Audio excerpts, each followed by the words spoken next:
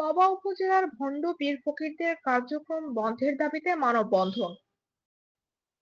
রাজশাহীর পবা উপজেলায় ভণ্ড পীর ফকিরদের সমাজ ও শরীয়ত বিরোধী কার্যক্রমের বিরুদ্ধে ক্ষোভ প্রকাশ করে মানববন্ধন ও প্রতিবাদ মিছিল করেছেন উলামায়ে কেরাম ও মুসল্লিবৃন্দ। শুক্রবার বাদ জুম্মা উপজেলার বায়া বাজারে এই কর্মসূচি পালন করা হয়। এর আগে হেফাজতে ইসলাম বাংলাদেশ রাজশাহী জেলা শাখার সাধারণ সম্পাদক মাওলানা ইমরান উদ্দিনের নেতৃত্বে একটি সংক্ষিপ্ত মিছিল বের হয়। মিছিলটি বায়া বাজারের প্রধান সড়ক প্রদক্ষিণ শেষে মানববন্ধনে মিলিত হয়। এ সময় মুসল্লিরা স্লোগান দেন, নারায়ে তাকবীর, আল্লাহু আকবার, ভণ্ড পীরের আস্তানা ভেঙে দাও, গুঁড়িয়ে দাও, কুরআন সুন্নাহ পরিপন্থী সব ভুয়া মাজারের কার্যক্রম বন্ধ করতে হবে।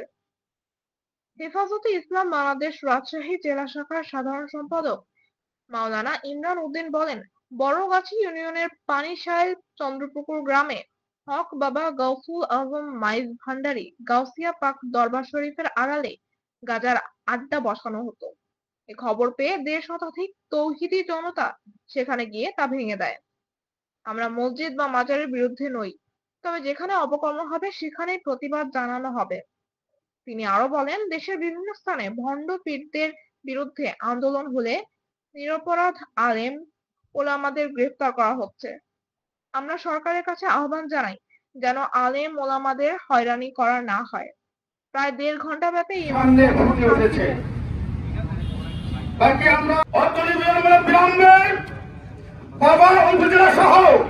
এখান থেকে আমরা আমাদের দাবিকে সারা বাংলাদেশে পৌঁছে দিতে চাই। সারা বাংলার জমিনে যেখানে ইসলাম ও মুসলিমের নামে অপকর্ম করবে সেখানে আমরা অনুরোধ করে প্রশাসনকে বন্ধ করে দেন।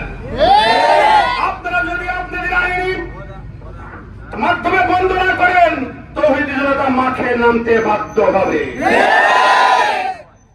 আমরা বারংবার আপনাদের কাছে ধর্ণা ধরেছি, অনুরোধ করেছি, আপনারা বন্ধ করেন নাই, তৌহিদি জনতা বন্ধ করতে বাধ্য হয়েছে। এখন আমরা এগুলো কর্মকাণ্ড ঘটাতে চাই না। আপনাদের কাছে আবারও ধর্ণা করছি, আবার অনুরোধ করছি, অত্র অঞ্চলে যতগুলো গাঁজাখোরের আড্ডা আছে, সমস্ত গাঁজাখোরের আড্ডা যদি ১ সপ্তাহের মধ্যে বন্ধ না করা হয়,